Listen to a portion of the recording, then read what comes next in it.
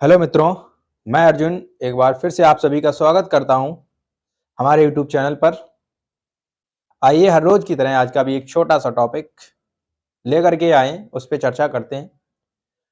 जो कि आज का टॉपिक आपका रहने वाला है डीएनए की संरचना और डीएनए से जुड़े हुए कुछ अन्य तथ्य आपके इस वीडियो में हम जिस पर चर्चा करेंगे। जो आपका ये क्वेश्चन बनता है बोर्ड में कि डीएनए की संरचना का वर्णन कीजिए, या क्रिक एवं वाटसन दो वैज्ञानिकों के नाम से लेकर के जो उसकी उनकी संरचना के आधार पर जो है सचित्र वर्णन कीजिए डीएनए का, या और भी इनसे जो क्वेश्चन बनते हैं न्यूक्लिक अम्ल को लेकर के, राइबोज और आपके डीऑक्सी राइबोज को लेकर के क्वेश्चन बनते हैं। तो उन सभी पर आज हम इस वीडियो में चर्चा करने वाले हैं।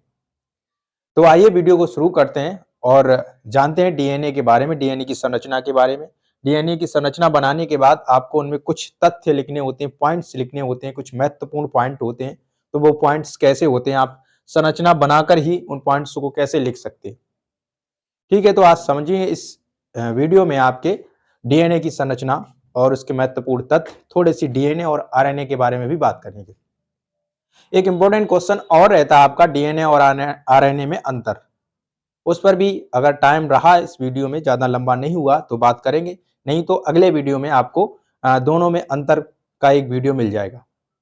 तो आइए इसको शुरू करते हैं। तो देखिए, आपका डीएनए और आरएनए के बारे में बात करने वाले हैं आज के वीडियो में। तो आप देखेंगे क्या, अगर सिंपली अगर बेसिक बात करें तो डीएनए और आरएनए दोनों ही क्या होते हैं, इन दोनों का निर्माण जो है फास्फोरिक अम्ल व नाइट्रोजनी क्षारक द्वारा होता है। चाहे डीएनए की बात की जाए, चाहे आरएनए की आपकी बात की जाए, दोनों का निर्माण जो होता है वो आपके फास्फोरिक अम्ल और नाइट्रोजनी क्षारक के माध्यम से होता है। जिसका फुल फॉर्म डीऑक्सीराइबोस न्यूक्लिक अम्ल और आपका आरएनए जिसका राइबोस न्यूक्लिक अम्ल फुल फॉर्म होता है। तो इन दोनों का निर्माण अगर पूछा जाए तो दोनों का निर्माण फास्फोरिक अम्ल और नाइट्रोजनी क्षारक के माध्यम से होता है। ठीक है, आगे देखेंगे इसमें नाइट्रोजनी क्षारक दो प्रकार के होते हैं। जिन नाइट्रोजनी क्षारकों से इनका निर्माण होता है वो नाइट्रोजनी क्षारक जो है दो प्रकार के होते हैं। कौन कौन से देखेंगे, एक पिरिमिडीन्स और दूसरा प्यूरिन्स। पिरिमिडीन्स और प्यूरिन्स, पिरिमिडीन में आपको साइटोसिन, थायमिन और यूरेसिल मिलेगा पिरिमिडीन के अंतर्गत, और प्यूरिन्स के अंतर्गत आपका एडेनिन और ग्वानिन, एडेनिन और ग्वानिन आपको प्यूरिन्स के अंतर्गत मिलता है। ठीक है, तो ये डीएनए और आरएनए की कुछ छोटी सी जानकारी, बेसिक सी जानकारी रही। अब हम आप बात करते हैं थोड़ा सा डीएनए के जो आपकी संरचना है, जो आपकी क्रिक और वाटसन के माध्यम से बनी हुई संरचना, उस पर बात करेंगे। ये जो आप देख पा रहे हैं ये आपकी क्या है, डीएनए की संरचना बनी हुई है, जिसमें ये दोनों डीएनए की संरचना बनी होती है। इसमें आपके जो है न्यूक्लियर वो फास्फोरिक अम्ल और नाइट्रोजनी क्षारक होते हैं, जिनमें जो है दो दोहरी कुंडली संरचना होती है, दोहरी कुंडली संरचना होती है। ठीक है, ये दोनों क्या होते हैं, एक दूसरे के प्रति समांतर रहते हैं। ये दोनों क्या है, एक दूसरे के प्रति समांतर रहते हैं। इनमें न्यूक्लियोटाइड से श्रृंखलाएं एक दूसरे के प्रति जो है समांतर रहती हैं। जो न्यूक्लियोटाइड से जो श्रृंखलाएं हैं वो क्या होती हैं, एक दूसरे की। ये जो श्रृंखलाएं आप देख रहे हैं ना, ये वाली, इनको बोलते हैं न्यूक्लियोटाइड श्रृंखलाएं। इनको क्या बोलते हैं, न्यूक्लियोटाइड श्रृंखलाएं। और ये क्या होती है, एक दूसरे के समांतर होती हैं। और इनमें क्या होता है, जो पॉलीन्यूक्लियोटाइड्स होते हैं वो श्रृंखलाएं क्या होती हैं, एक दूसरे से पॉलीन्यूक्लियोटाइड श्रृंखलाएं। जो पॉलीन्यूक्लियोटाइड ये श्रृंखलाएं देख रहे हैं, जो ये एक दूसरे से क्या होती है, हाइड्रोजन बंध द्वारा, हाइड्रोजन बंध द्वारा एक दूसरे से जुड़े रहते हैं। ये जो आपके देख रहे हैं एडेनिन और ग्वानिन, थायमिन के बीच में जो बॉन्ड है, आपके डबल बॉन्ड और ट्रिपल बॉन्ड दिख रहे हैं, उनको हाइड्रोजन बंध बोलते हैं। ये हाइड्रोजन बंध द्वारा आपस में जुड़े रहते हैं। ये दो प्रकार की होती है आपकी क्या, जिसमें एक में क्या होता है आपका गुआनिन साइटोसिन से ट्रिपल बॉन्ड द्वारा, ट्रिपल हाइड्रोजन बंध द्वारा जुड़ा रहता है, और एक आपका होता है एडेनिन थायमिन से डबल हाइड्रोजन बंध द्वारा जुड़ा रहता है। इसमें अगर इसकी बात करें तो ये इन दोनों जो ये दोनों कुंडलित संरचनाएं हैं, दोनों आपके पॉलीन्यूक्लियोटाइड्स हैं, इनके बीच की दूरी की बात करें, इसके व्यास की अगर बात करें तो ये 20 एंगस्ट्रॉम होता है। 20 एंगस्ट्रॉम होता है। एक एंगस्ट्रॉम बराबर 10⁻⁻10 होता है। ठीक है, तो वही आपका क्या, इसकी जो 20 की दूरी जो होती है वो 20 एंगस्ट्रॉम होता है आपका। और अगर हम दो कुंडलित, ये पूरी एक कुंडलित संरचना की बात करें तो ये 34 एंगस्ट्रॉम की होती है, 34 एंगस्ट्रॉम की होती है। और जिससे क्या होता है, जिसके अंतर्गत जो है 10 आपके जो ये एडेनिन, ग्वानिन, थायमिन, ये 10 अणु आते हैं इसके। ठीक है, 10 अणु आते हैं। तो अगर एक अणु के बीच की आपसे दूरी पूछी जाए, एक अणु के बीच की, ये एक अणु के बीच की दूरी आपकी निकलेगी 3.4। 3.4 मतलब वही हो जाएगा 34 में 10 का भाग देंगे तो 3.4, एक के बीच की दूरी 3.4 एंगस्ट्रॉम होगी। ठीक है, और इसमें ये जो आप देख रहे हैं, ये जो आपकी संरचनाएं दिख रही हैं, ये जो हमने आपको हाइड्रोजन वो पॉलीन्यूक्लियोटाइड्स दिखाए हुए हैं इसमें बिंदु, और जिसके बीच में ग्वानिन और साइटोसिन दिखाए रखे हुए हैं। ठीक है, तो इस संरचना को आप ध्यान रखेंगे, आपको जो डीएनए की संरचना जब बनानी होती तो इस तरीके से दिखाना होता है कि एक कुंडलित संरचना के अंतर्गत आपको 10 अणु दिखाने होते हैं। देखिए इसमें 10 अणु आपको दिखेंगे, यहाँ से 1 2 3 4 आपको पूरे दिख जाएंगे, और 4 इसमें पूरे के पूरे दिख जाएंगे। ठीक है, और इसमें एक आपका यहाँ पर दिख जाएगा, 8 1 9, और एक ये वाला जो होता है 10 पूरे आपको दिखेंगे इसमें। ठीक है, तो यही 10 आपके अणु बताते हैं कि ये आपकी जो है एक कुंडलित संरचना के अंतर्गत 10 अणु होते हैं।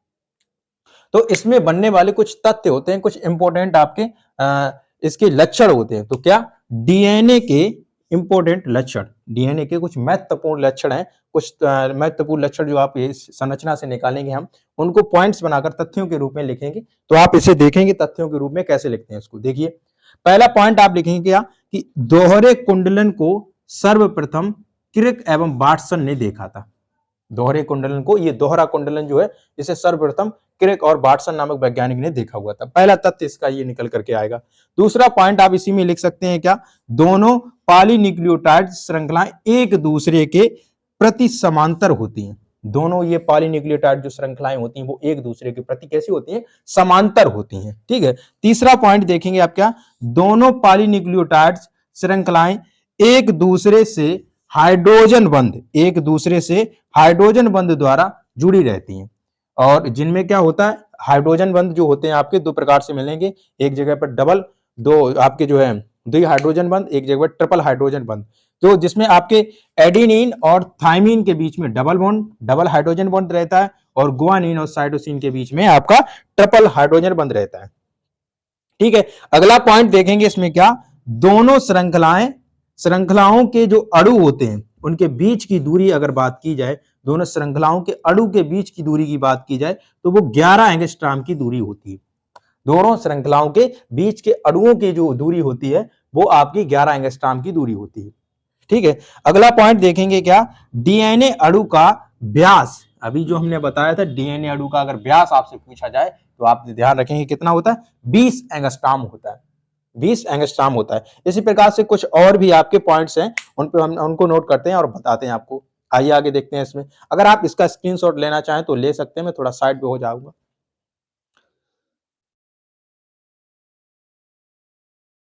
हो गया होगा। आइए और जो अन्य पॉइंट्स हैं उनको नोट्स करते हैं। तो इसका अगला पॉइंट देखेंगे आप क्या, इसका अगला पॉइंट आपका हो जाएगा क्या, कुंडलाकार रचना का एक पूर्ण चक्र, कुंडलाकार रचना का एक पूर्ण चक्र 34 एंगस्ट्रॉम की दूरी पर होता है। ये देख रहे हैं आप, जो ये 34 एंगस्ट्रॉम की दूरी यहां से लेके आपने आपको दिखाई हुई क्या, ये कुंडलाकार, एक कुंडलाकार का जो चक्रण होता है, चक्कर जो पूरा होता है वो 34 एंगस्ट्रॉम की दूरी पर पूरा होता है। ठीक है, अब बात करें तो इसी कुंडलन में अगर बात करें, इसी 34 एंगस्ट्रॉम की दूरी में 10 युगल पाए जाते हैं। ये जो हमने साइटोसिन गुआनिन के जो युगल बताए हुए हैं, जोड़े जो आपको बताए हुए हैं, ये 10 युगल आपके पाए जाते हैं किसमें, 34 एंगस्ट्रॉम की दूरी में। तो इस प्रकार से एक युगल के अगर बीच की दूरी पूछी जाए, आप पॉइंट एक बना सकते हैं इसमें, और क्या एक युगल के बीच की दूरी क्या हो जाएगी, 3.4 एंगस्ट्रॉम हो जाएगी। कितनी हो जाएगी, 3.4 एंगस्ट्रॉम हो जाएगी एक युगल के बीच की दूरी। ठीक है, अगला पॉइंट देखेंगे इसमें क्या, पिरिमिडीन तथा प्यूरिन का अगर अनुपात पूछा जाता है तो एक अनुपात रहता है। ठीक है, क्या 1:1 रहता है। पिरिमिडीन और प्यूरिन का अगर अनुपात आपसे पूछा जाएगा तो 1:1 रहेगा। ठीक है, तो ये हो गए आपके जो है इसके कुछ लक्षण, हमने आपको बताए हुए कुछ लक्षण, इसमें से आप कैसे नोट करके लिखेंगे इसमें, वो सारे के सारे आपके पॉइंट्स जो हैं, लक्षण जो नोट करके लिखे गए वो उसी संरचना से लिखे गए हुए।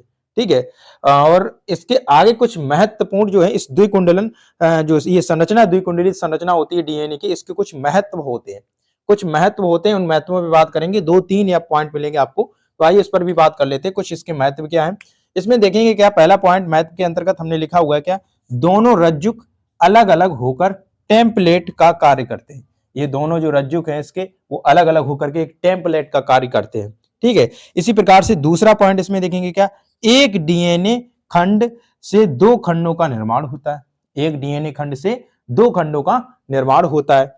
दूसरा पॉइंट इसमें, नेक्स्ट पॉइंट और अंतिम पॉइंट इसका देखेंगे महत्व का क्या, नई कोशिका में डीएनए का क्रम समान होता है। नई कोशिका जो बनती है उसमें डीएनए का क्रम कैसा होता है, समान होता है।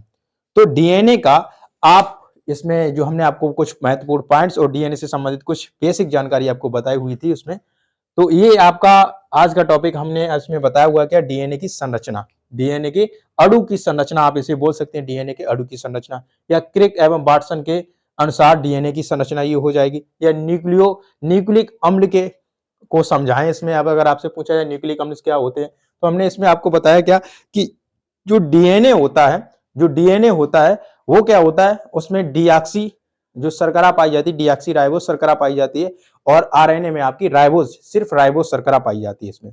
ठीक है, और जो आपके न्यूक्लिक अम्ल होते हैं, वो हमने आपको बताया हुआ है, ये न्यूक्लिक अम्ल जो है आपके किससे मिलकर के बने होते हैं।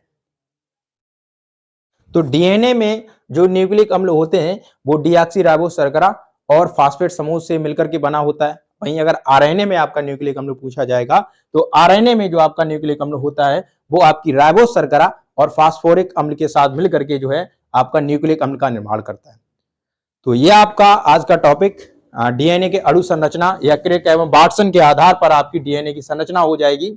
एक छोटा सा टॉपिक था आपका, और मैं इस वीडियो में ज्यादा लंबा हो सकता है, इसलिए मैं अगले वीडियो में आपको डीएनए और आरएनए में जो अंतर है उसको स्पष्ट करके आपको उस पर चर्चा करेंगे। एक वीडियो बनाएंगे छोटा सा, जिसमें आपको डीएनए और आरएनए की संरचना आपको हम उसमें आपको चर्चा करने वाले हैं नए वीडियो में।